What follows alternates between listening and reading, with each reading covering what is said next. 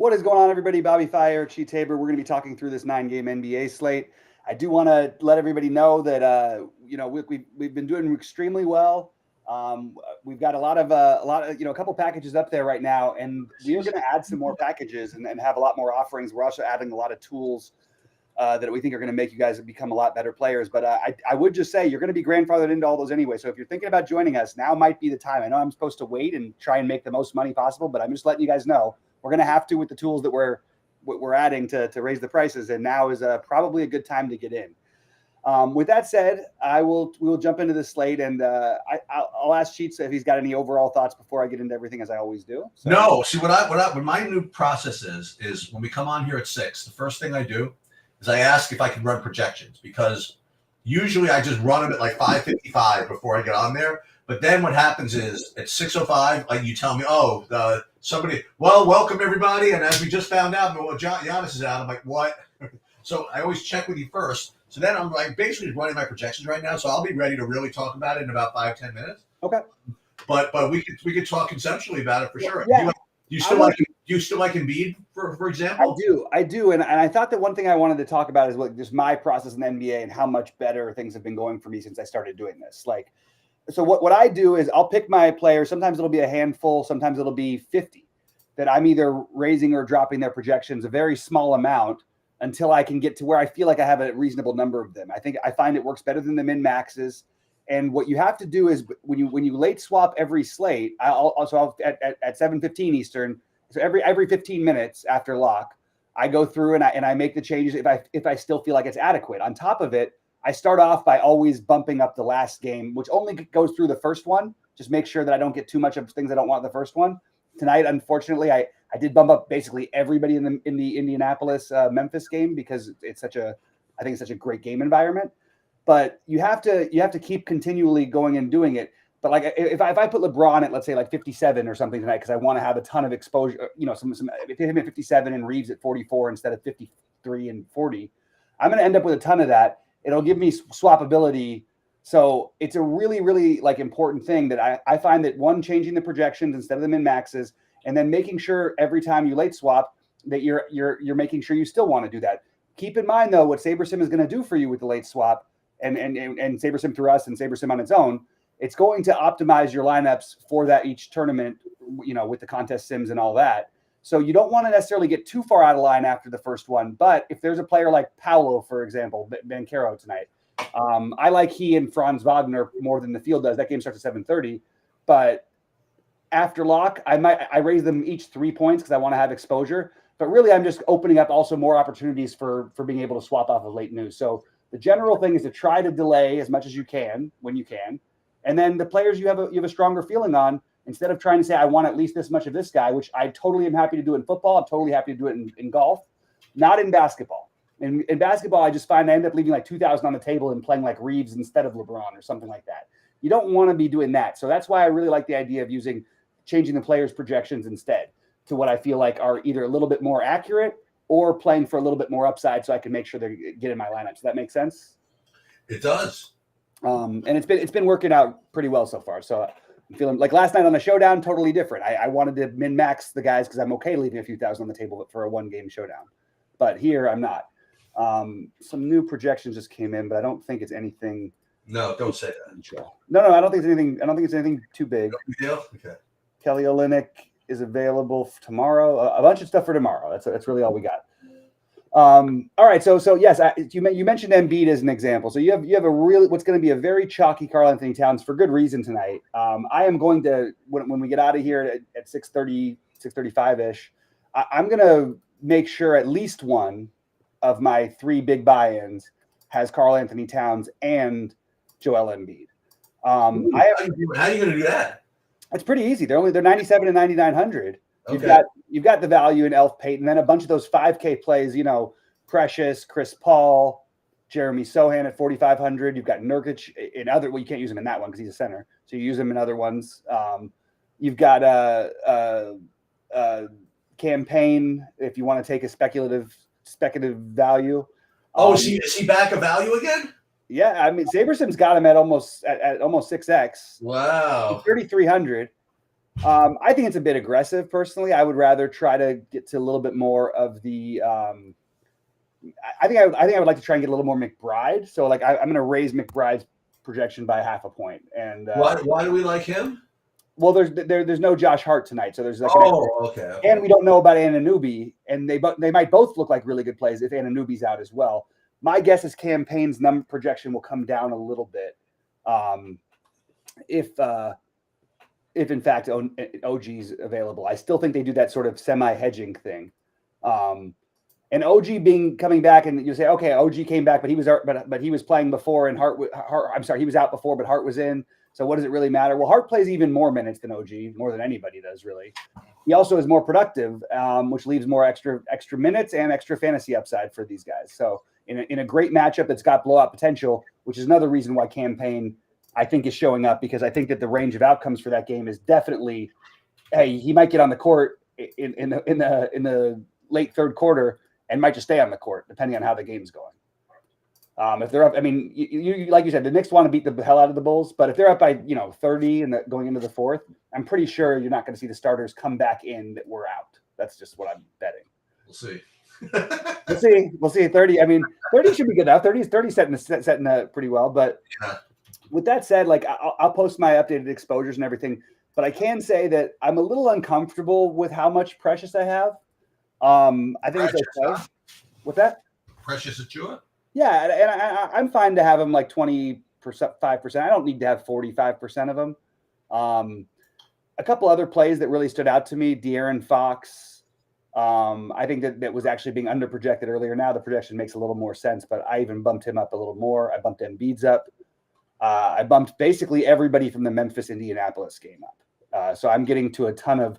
I actually put Ja Morant and Tyrese Halliburton in as core plays, because I think that that's an incredible opportunity for one, if not both of those guys, to get 50 plus. And I'd love to get exposure to the wild, crazy, high and tight game. And so I'm forcing it in. But currently I actually like to be getting to even more of it. Am I really going to change my projections thing again? Maybe I will. I don't know. I raised Ja Morant's three points, which is a lot. And I'm still only getting to like 20% of it. I think that I'd like to be even a little bit higher on that play. What's showing up for you? Have you gotten yours loaded? No, I'm not done yet. I'm not sure. Okay, I'll run through some other FanDuel stuff while we're talking here. Similar thing on FanDuel. I think Austin Reeves, and again, it's the later game. So, but I mean, with no Luka, one of Reeves or LeBron certainly makes sense. The difference between sites is interesting because he's similarly priced, but Miles Bridges, I'm just getting to all the Miles Bridges without changing anything on FanDuel, and I'm not getting to as much on DraftKings. I did up his projection on DraftKings. I did not up it on FanDuel because I didn't need any more than 70%. But I bumped up Reeves and LeBron, and I think Reeves and LeBron are both two of, they're going to be chalky, but they're two of the more obvious plays that I totally agree with. The one that I don't love is the OG Anunoby chalk. It's a great matchup for everybody. He can certainly get there if he plays. But he gets hurt in the middle of like so many games. If there's a blowout, my guess is with all of his injuries, he's probably one of the first guys off the court. So those are just some things that I was thinking about over on FanDuel that are different. I also don't think Cat and Embiid are even though they're similarly priced, are as much of, I don't want to say must plays, but I don't have them quite as high on FanDuel. If you wanted to be really creative, you could force in some Embiid, because people will play Cat, but nobody is going to play Embiid at 10-7. And it just feels like the kind of thing where, like, we've seen him have games of 70 plus against Boston a number of times, and they can still lose easily. But I do like that idea. What are you doing with the Charlottes? Anything? Yeah, so Elf is my highest owned player on DraftKings. Alfred Payton. Okay. I mean, he's the best projected point per dollar play, I think on DraftKings at least. It's just value, and again, it's not till 9 Eastern. We don't have to. We can see if he's starting, but he's been playing minutes for them anyway. Even with LaMelo, he was playing for defensive purposes, which is kind of wild. So Elf is the main one for me from that game. Other than that, as I mentioned, Bridges on FanDuel is going to be a lot more popular over there, but I'm forcing in some on DraftKings where he'll be unowned, and the pricing is really not that different. So 8,700 versus 8,200. Nurkic, If you're spending down at center, Nurkic, assuming that he starts at 4,300, makes a lot of sense. They could start Diabate. I still think Nurkic is in play at 4,300. And then just sprinkles of the other guys. The one I thought would project better was Nick Smith Jr. Yeah. And I thought, okay, I can get away from that chalk if I have to. Now that no one's going to play him, I'm kind of inclined to maybe take a stab at it, to be honest with you. For those that didn't watch earlier, I was a little concerned about Nurkic back to back against. Is even a back to back in Denver, right? I mean, that's a tough spot for kind of a low cardio guy to get minutes. But like you said, at 4,400, he doesn't really need much, you know. And there's still that outside chance where the games against Jokic, they played against each other and they had the rivalry and everything for a while. It's not out of the question that he puts up like 45 tonight, you know. But he's not. It's not like he's getting he's getting ownership. But I actually feel like it could have gone even higher than it's gone. It's just that he's only center eligible is the only reason why, which is a pretty strong position. I do think double centers is mostly what I'm going to be doing, but not entirely. There's some 3-point guard stuff that I like too. So first thing, I just uploaded the new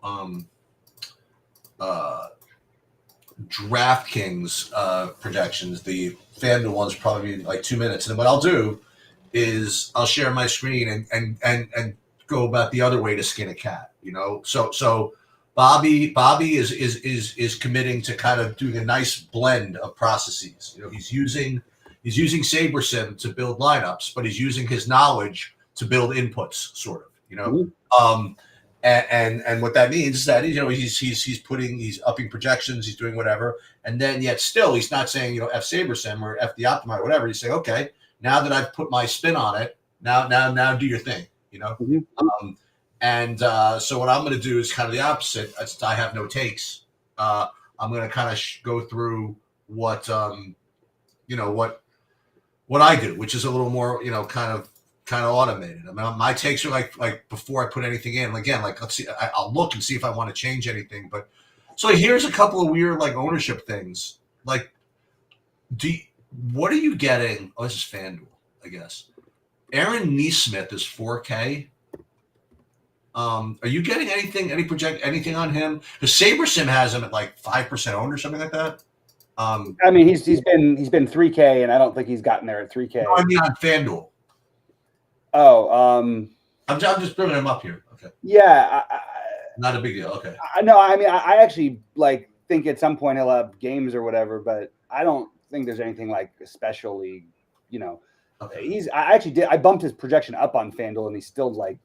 Oh really? Going up. Oh, that's right, because you bumped it up because he's in that. He's in that game. He's in that game. Okay. And he's going to just randomly have a game out of the blue, but like I mean, he's put up more than 16 fantasy points. Or more than 17 fantasy points, I should say, one time this season. I don't think we should get carried away with that. Very good. No. They've got McConnell off the bench, but he's going to, at some point, theoretically, he should be healthier after the All-Star break to play more minutes if they want him. It's just hard because you got Mathurin in there, and that adds another question that Brendan asked in chat is about thoughts on Mathurin. I actually do like Mathurin here, but I just said the same thing. Like I like everybody in that game. So first, a couple of things to note for the projection streets before I start building. I'm getting the top point per dollar plays, pretty much the guys that you mentioned. Nurkic, and I have 3 of them, like all exactly the same as far as points per dollar goes. Nurkic, Payton, and Sohan. And I'm seeing 27. I'm projecting 27% for Nurkic, 30 for Payton, and 35 for Sohan.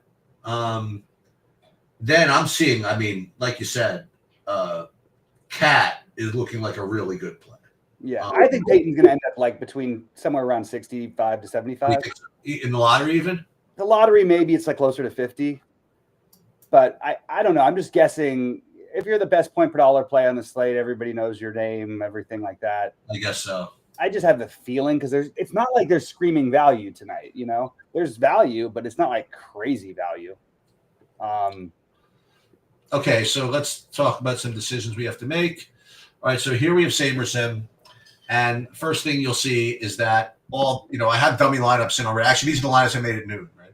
So you'll see in the contest tabs, you'll see the 4 tournaments that I'm playing, and already preloaded are the information on the sim settings, meaning how many entrants, what's first, how much cash, and this is something that literally, obviously, we don't mess with.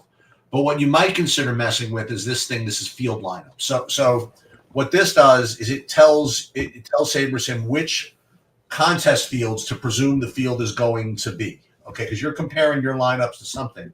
So whether you use the default ones or you replace them with their own. So we're going to get back to this in a second. So like right now, like they have regular, if you don't do anything, you go to the regular SaberSim like ownership sources, which you probably will default. I mean, depending on the tournament, okay, it'll default to something, right? Mm-hmm. But what you can do is replace these with something else. Like if you build 5,000 lineups and you want that to be your contest field, for example, okay, you could put that in there. So the reason I bring this up is because one thing that you can do now is, okay, so we're going to upload our projections. Oops, I put new build. Okay. So we'll have a new build here, number 2. And you can either use the SaberSim projections or updated. So what I'm doing is I'm going to update my own projections. I'm going to put mine in here. I just do it from the back of my own files instead of like straight from TrueDFS. Mm-hmm. And so here's an interesting little toggle that says automatically create custom fields from ownerships. So if you update your own projections, you have the ability, if you go straight to SaberSim, to click this button and do that. Now, I wonder if, I'm pretty sure you could do that as well, going from the interface with TrueDFS. As a matter of fact, I'm pretty sure that you could do that same thing where you weight mine and goldies or goldies and SaberSims or whatever, and click this button maybe, and then it'll create your own field. So here you set this at 100%, and we'll call this, I don't know, call it whatever, 220 GPP, and then we'll hit save. And now what it's doing is it's creating a contest field based on my ownerships. Okay. Mm-hmm. Now it allegedly does more than that. It's not just ownership. It tries to factor in, what some bad players will play, and this is kind of the art and the science of what's driving these sim products, is trying to figure out what the best contest field is to use. So what you'll see here is like within field lineups, you have this old one that I did from earlier today that I could use, or we could use this one. I called it, GPP, whatever. So we built 5,000 lineups, okay, in this, wait, where are we? Did we build it yet? No lineups yet. Okay, so let's go here. I already put the projections in, and then we'll build 5,000 starting here. Now, SaberSim defaults to a minimum of 48,000. I mean, if you're going to be pure, you really shouldn't have to put any minimum in, because you're not supposed to ever get lineups, really, that are 48,000. But who knows? Maybe one day there's like some glitch. So I guess it's relatively sane to at least put some minimum in there, just to make sure. But everything else, as you'll see, I just don't mess with. And the question I'm going to ask myself after I run the 5,000 lineups is what field to compare these 5,000 lineups to, and I'll show you the different choices, and that'll be up in just about a second. Again, one thing you'll note again is the different time slots: 2 7s, 3 730s. Okay, so if I didn't mess with this, all right, and I usually don't even care, but just to see, if I didn't mess with this, I'd be getting big surprise like De'Aaron Fox, Jeremy Sohan, Jalen Brunson, Cat, Nurkic, Peyton. The normal guys. Interestingly, I'd be getting 30% of Kawhi Leonard.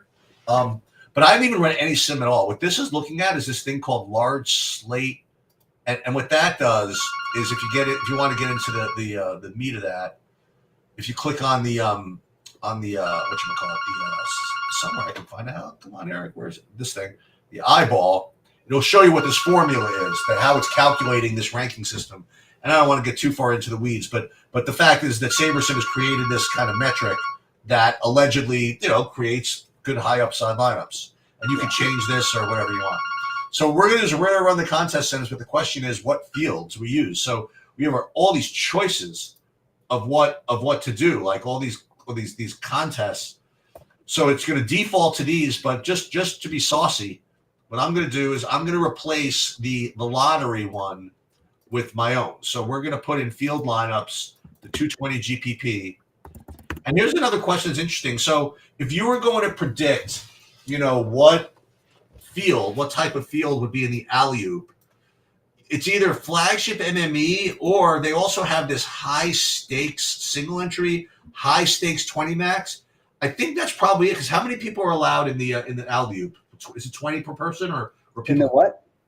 Like how many entries per person in the alley-oop? I think it's 36 probably. So let's make this the high stakes 20 max, and then here we'll stay high stakes. So we're doing different fields for each of the contests we're in, and so that's now set.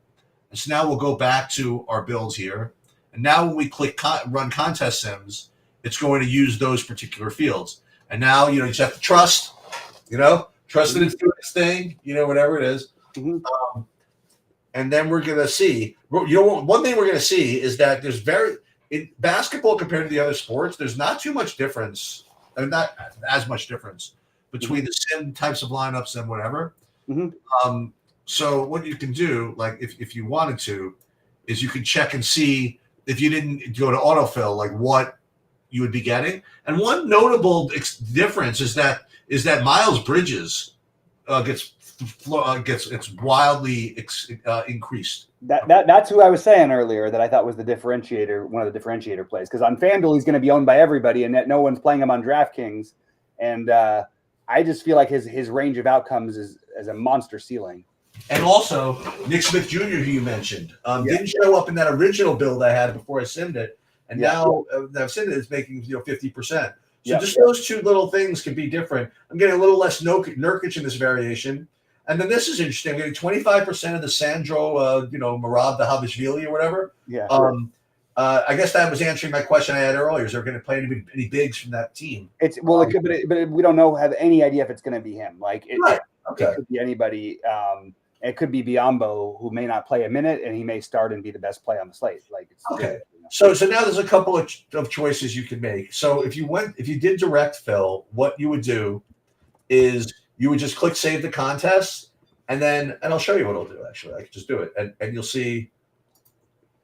You see this list right here. When we hit save to contest, you're going to see these things under source change. So it's going to put the best lineups that conform to these contests in like this. You see, oh well, you didn't see it happen, but trust me, it did.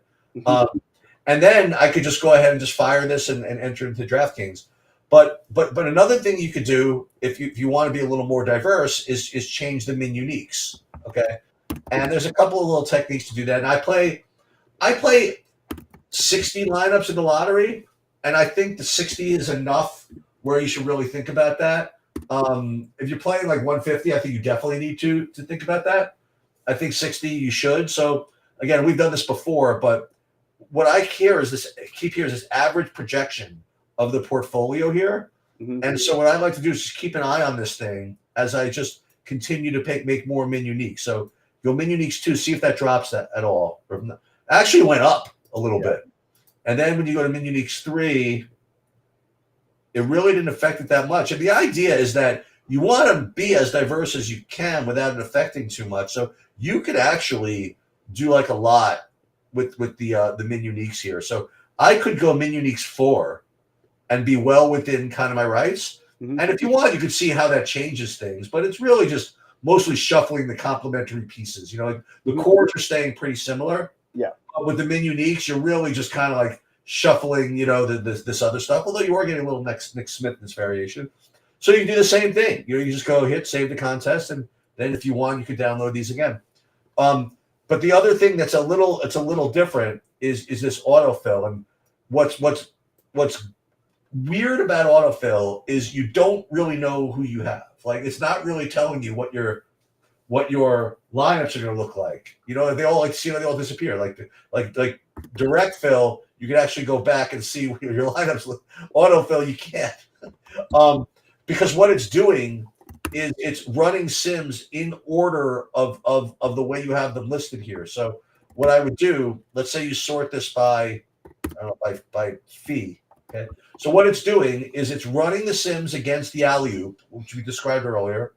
It's entering how many lineups do I have? One. So it's going to put one lineup in there. And then what it's going to do is take that lineup out of the 5,000 pool and then run the next one for the splash.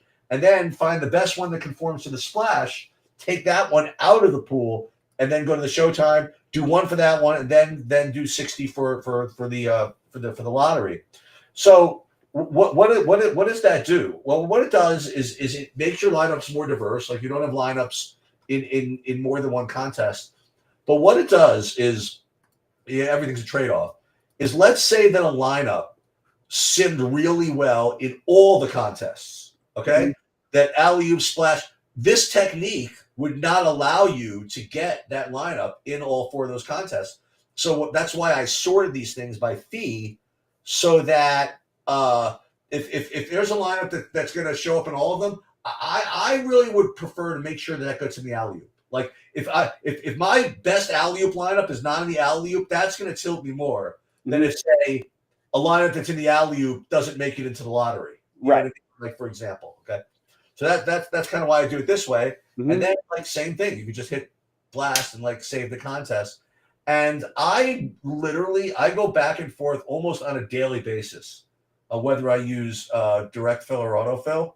But today, just for funsies, we're going to stick with direct fill. And that will also allow us to show us a little easier who we have. So it's pretty much the same guys that I mentioned earlier, but because I made it more min uniques, it allowed me to usually, like I think I said it the best way I've ever said it today. It allows you to really keep your core, but you really shuffle the complementary pieces when you do it that way. And that's literally it. So listen, all the work that I do is like beforehand. Once like you said, once you settle on your projections, once you settle on what you want to do, I very rarely, after the fact go into, ooh, this is too much of this or too little of this. But every once in a while, like if Bobby really, really likes something, I will do it. Like at this point, I'd be like, if you told me that you're a huge Sandro fan, whatever, I'd listen, this is America, right? Trump's not signed an executive order yet forbidding me from replacing these players. That might be coming, but it's certainly not happening yet. So I might do that, but on this particular day, I'm just going to kind of roll. Now, the other thing that you need to remember is that, and one of the reasons I don't mind showing you all these lineups is, I promise you one thing for sure. I promise you that these lineups will not be the lineups at the end of the night. Okay? Right. Because at every possible time, I don't know if I'll probably be eating. So again, I'm admitting I'm not going to be playing optimally. But if I were playing optimally at 7:25 in this little gap here, or 7:20, I would run a late swap. And one day I'll go through that with you guys. And redo what needs to be redone, like given the new information. But I'm certainly going to do it at between 7:30 and 8. Okay. So I'm going to come back at 7:45. I'll shuffle everything based on the new ownerships that have been already, accounted for. And that's definitely one window. And I'll tell you this, I mean, it's not the worst idea in the world to do another one at 8:50. And listen, if you got a computer that was doing it for you, or if you really wanted to be perfect, you do it at every one of these spots. You do it at 7:50, then you do it at 8:50, then you do it at 9:20. And yeah, it's annoying. Okay. But I promise you there are people that have this automatically done, like by algorithm, I don't know who they are, but I promise you that people do it. So I'm not saying that you're never going to win if you don't get that psycho on it. But let's just say this: the more psycho you get about it, the closer you're going to get to playing up. Yep, agreed. I did want to touch on a few things that have come across. Like Giannis and Lillard are going to have limited minutes. So what I'm doing, I wasn't really getting to them anyway. I'm just going to X them out so I don't accidentally get to them. They're not priced as guys who in their 28 whatever limited minutes means, unless the game goes into overtime or something. I'm just not doing it. So here's another great benefit of SaberSim. Okay, and again, this is like literally amazing. So what you can do, let's say that, like you said, let's see if I have any Giannis. Let's see, Giannis. I actually am not getting any of him, so it's not a big deal. Okay, but if I did, all I'd have to do is uncheck this and hit apply, and all the Giannis lineups would disappear. And this is the cool thing, and be replaced with the non-Giannis lineups, right? Using the same settings that we did before, and that's a big deal. Yeah. One other thing I want to touch on was that Wendell Carter Jr. is starting, not Goga Batadze, and I think Wendell Carter Jr.'s projections they've already climbed up a little bit.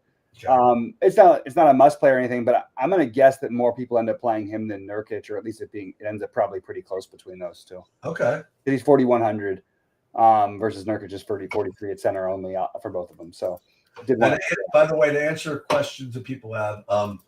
As far as again, I always presuming that there's some people that are new that are here, whatever. Is that I do not. I mean, I might, but do not count on me to ever update projections after lock. I just don't have time. That's why you have if you have one of the good packages, right? Yeah. The SaberSim package. It'll update them. It'll update them throughout the night. Okay. I don't know if Goldie does, whatever. But again, like people, Sheets, where the updated projections? Don't you know that the Wendell Carter Jr. is now starting? Whatever. I just don't have time. And that doesn't mean that I might not run them myself. Right. When I have a few minutes, whatever. But I just want to be just totally upfront about this. So, I run, that's what I say. I use Sheets and Goldie's projections, or both, or a combination of average between the two of them. It's another thing I did last night, by the way. I said the SaberSim or no, it was not last night. It was the night before, last week, for NASCAR. But I like using a combination of the projections. But in basketball, I just have to only use, because even SaberSim can, like, sometimes they're not updated till like literally a minute or two before the game, because we found out something 5 minutes beforehand. There's just no human way anyone can update theirs fast enough unless you're a major company that does just that, like SaberSim. So that's why I encourage everybody who does get packages with us to make sure you have the SaberSim. And for basketball, I do end up using the SaberSim. I use Sheets and Goldies as a good jumping off reference point. But because there's so much late news, it's really, really hard to keep up with that. So I'm glad you mentioned that. I think it's important for people to know that. I'll tell you, I interviewed this guy from one other site, from Draft Time, yesterday, and they've been around actually for 10 years. I never heard of them. They do projections. They have their sims or whatever. And I wanted to ask him some questions about like projections and updating and stuff, because apparently he does everything himself and he does whatever. And I asked him, I said, like, when you're waiting on, I had to took a couple follow-up questions, but I said, when you're waiting on like these big pieces of news, like, do you already have like a projection set with Giannis out, right, ready to be uploaded? Right. Or do you just wait to see, if Giannis or whatever? And first he didn't know what I was asking, so he said, well, what I'll do is I'll save some lineups or whatever. I'm like, no. Take your playing hat off for a minute, because he's also the guy who plays and also does whatever. Yeah. But like from a projection perspective, and didn't exactly get I don't want to say straight answer, but I didn't follow up enough times to get the right answer. But I asked him about the people, the thing, the blending thing, like where if you're not sure, do you put like a 40? He's like, I'm telling you, I'm like guilty of that. Like in the past, I used to do that. But I just figured it wasn't a big deal, because eventually I would have to change it anyway.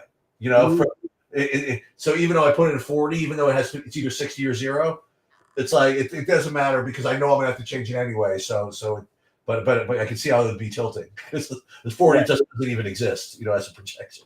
Right, and just as you mentioned, that Norman Powell was ruled out tonight. That's just a bump to Kawhi, a bump to Zubac, and a bump to Harden. We may see another bump to like a Chris Dunn or something. I just want to wait to see what the projections do. But that game's not till 8 Eastern. Just wanted to throw that out there. And all those guys in the Clippers are going to look better. The Clippers, interestingly, is that line real? SaberSim's got them as like 5-point favorites in Milwaukee tonight. I know limited minutes for Giannis and limited for Lillard, but they're still going to play. kind of weird to see that. Let me see if that's really the spread. Yeah, the Clippers are 3-point favorites, which almost makes me feel like, look, I don't know how they said they're going to play limited minutes. What does that mean? That's really weird to see the Clippers favored in Milwaukee. Anyway, it is what it is. And yeah, that Lakers and Blazers line is much closer now because there's no Luka. As I was saying earlier, I was expecting one of Luka or LeBron to sit. Luka sat. Anyway, I'm probably going to get out of here so I can update people on the site. I'm going to do a live, basically similar to what we're doing, just talk through everything I'm doing on the site, on Discord for the members, and then rebuild my lineups and get my final stuff in and build my final ones. Well, before, I mean, first of all, we're still waiting on Anunoby, right? Yeah, we're probably not going to know that till after lock is my guess, because I think they'll wait till warm-ups. That's what they tend to do for the Knicks team to tend to do. So here, let's just finish this process here for a second. So we're doing the same thing for FanDuel, as you see, and people have seen, I think. I've done the same thing.